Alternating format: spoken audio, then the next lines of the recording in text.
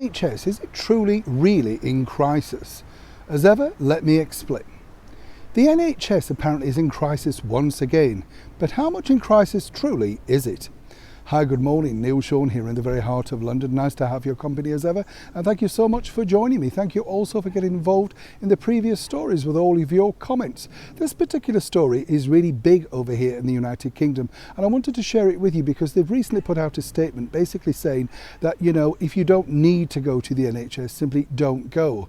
This is a ridiculous statement in itself because every single year we have the same message coming forward. It's on its knees, it's crumbling, they can't afford to run it, etc, etc.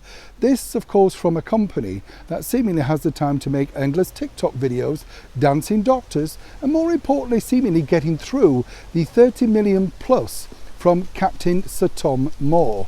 Where did that money go if they're in such crisis? We know parts of it have already been delivered. And what's interesting to note also is that they're saying we're overwhelmed, we can't cope. So unless, of course, it's a vital matter of your health, then seemingly don't go.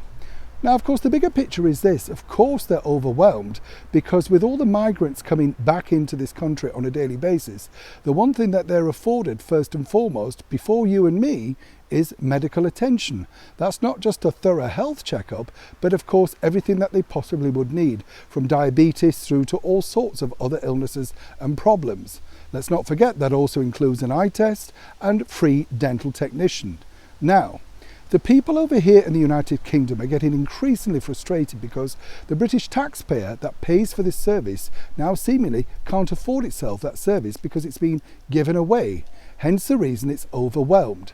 So it's all very well for the government and the medical officers, etc. to say, do stand back, don't go and visit your doctor unless necessary. Well, I would say the difficult problem is, as and when will we ever see a day when the NHS is simply not overwhelmed?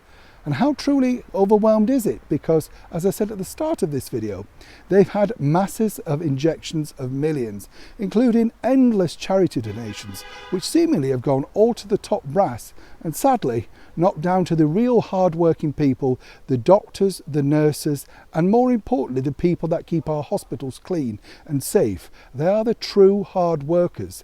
Not forgetting, of course, all the free volunteers that pop up at the catering stations. Simply don't get paid, do it out the goodness of their own hearts. So truly, would you stay away from the NHS when you know where those millions are going? Or more importantly, do you really heed the message, the latest medical message from our British government? As ever, I'd love to know what you think to this particular story in the comments below. Neil Sean in the very heart of London.